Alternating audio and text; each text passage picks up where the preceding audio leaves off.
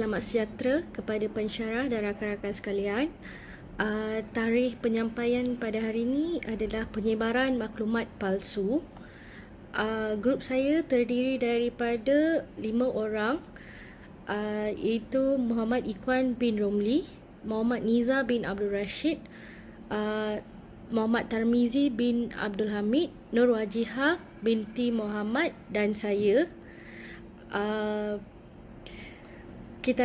Seterusnya kita akan pergi kepada penyampaian pada hari ini.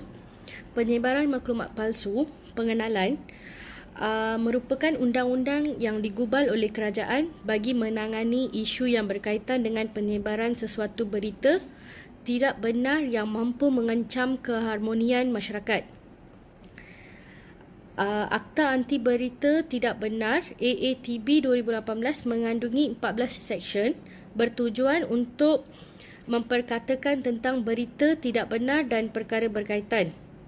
Penerbitan pula ditafsirkan sebagai termasuk apa-apa penerbitan bertulis atau yang serupa dengan penerbitan bertulis atau salinan atau penghasilan semula secara substansial penerbitan itu dan apa-apa penerbitan yang dihasilkan secara digital, elektronik, magnetik atau mekanikal atau replikasi substansial penerbitan itu. Perlembagaan Persekutuan, ia merupakan satu dokumen undang-undang bertulis yang telah dibentuk berasaskan kepada dua dokumen terdahulu, iaitu Perjanjian Persekutuan Tanah Melayu 1948 dan Perlembagaan Kemerdekaan tahun 1957. Perkara 10 Perlembagaan Persekutuan telah memberikan hak kebebasan bercakap, bersuara, mengekspresi pandangan bagi setiap rakyat Malaysia yang nama ia telah memperuntukkan. Selepas itu, tujuan Akta Anti Berita Tidak Benar 2018. Setiap rang undang-undang yang digubal oleh kerajaan adalah berdasarkan kepentingan awam yang mana kerajaan ingin menentukan hala tuju negara berada pada landasan yang tepat. Antara sebab-sebab utama kerajaan memperkenalkan Akta Anti Berita Tidak Benar 2018 adalah seperti berikut. Menangani masalah penyebaran berita tidak benar, mencegah budaya penyebaran berita tidak benar.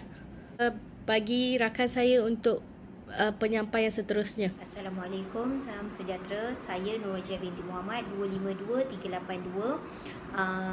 Yang saya hormati Puan Azura sebagai pensyarah saya. Dan seterusnya saya menyambungkan apa yang telah dibincangkan tadi pada awalnya pada kawan saya, iaitu Iswari. Saya menyambung seterusnya, iaitu tajuknya penilaian di dalam penyebaran maklumat palsu lah. Okey, antaranya terdapat banyak pihak yang membuat penilaian terhadap Akta Anti Berita Tidak Benar 2018. Okey. Antara golongan profesional yang menilai tentang berita benar dengan tidak benar ni, antaranya iaitu pensyarah undang-undang Universiti Islam Antarabangsa Malaysia UIAM, Prof. Dr. Nik Ahmad Kamal Nik Mahmud 2018 berkata, mungkin terdapat pihak yang terlepas pandang akan kebebasan bersuara dan berekspresi yang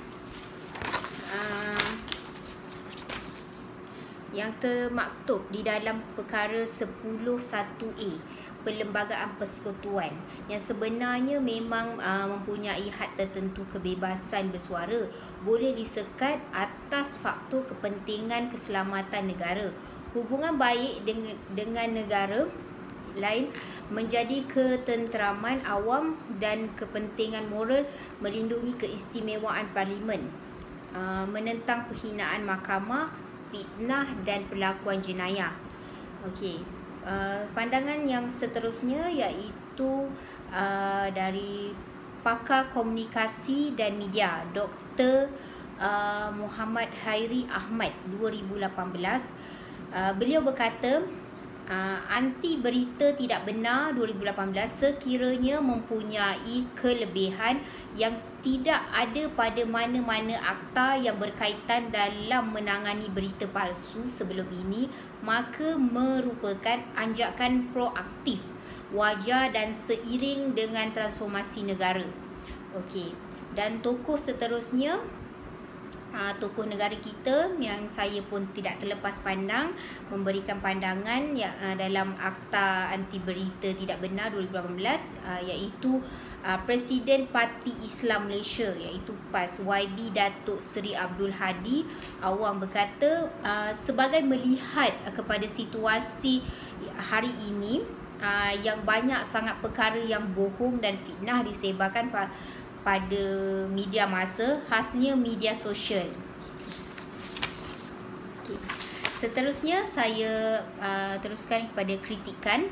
Okay. Antara kritikan yang saya dapat daripada menurut Mukris Mat Rose 2018, bekas timbalan pendakwa raya dan kini berkhidmat di Pusat Pengajian Undang-Undang Universiti Utara Malaysia UUM berkata, Akta Anti Berita Tidak Benar 2018 mendefinisikan berita tidak benar dengan merangkumkan apa-apa berita, maklumat, data dan laporan yang sebahagiannya atau keseluruhannya palsu, sama ada dalam bentuk rencana, visual ataupun rakaman video, rakaman audio ataupun dalam apa-apa bentuk lain yang boleh menggambarkan perkara atau idea.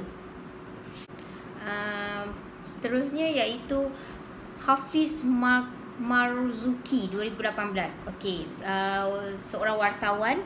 Okey, beliau berkata, sebagai media tugas, tugas kami adalah melaporkan, tetapi ada kalanya sukar untuk mendapatkan pengesahan daripada kedua-dua pihak, tidak kiralah pihak yang mendakwa atau didakwa. Okey. Seterusnya saya memilih ada beberapa seksyen yang terdapat dalam penyebaran berita palsu.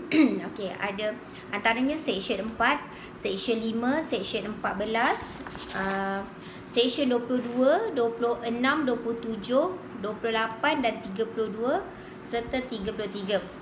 Okey, antara yang saya pilih lah. Okey, antaranya seksyen 4 berkenaan dengan pengkhususan pembuatan fitnah terhadap wanita. Contohnya macam wanita tu dituduh berzina, menjalankan aktiviti tidak bermoral, boleh mendapatkan pembelaan melalui seksyen ini tanpa perlu membuktikan tuduhan berkenaan mendatangkan kerugian atau kesan langsung terhadapnya. Okey, seterusnya seksyen 5, seksyen 5 pula Akta Fitnah 1957 pula menyatakan larangan terhadap pembuatan mengeluarkan kata-kata yang memperkecilkan pekerjaan, jawatan, profesional ataupun perniagaan. Okey, manakala pula seksyen 32 menyatakan apa-apa keraian atau pameran yang perlu dilaporkan kepada menteri. Okey, kesimpulanlah. Antaranya, sebagai sebuah negara yang mempunyai potensi untuk menjadi maju seperti Malaysia, sudah pasti memerlukan satu undang-undang khas untuk membendung masalah penyebaran berita palsu. Dunia pula hari ini telah pun mengalami revolusi perindustrian 4.0 yang melibatkan pelbagai bidang termasuklah automasi, robotik, pengkomputeran awam, kecergasan buatan dan internet. Untuk segala-galanya, serta kemajuan dalam bidang komunikasi dan digital didapati telah banyak berita palsu yang tular di media sosial, seakan-akan kebebasan bersuara yang termaktub di dalam perkara 10 perlembagaan Malaysia adalah bersifat mutlak. Namun akta-akta ini perlulah disemak semula, contohnya dari segi hukum, selaras dan peredaran. Dan di akhir slide kami ada sediakan video yang ringkas. Semoga puan tengok. Terima kasih. Assalamualaikum.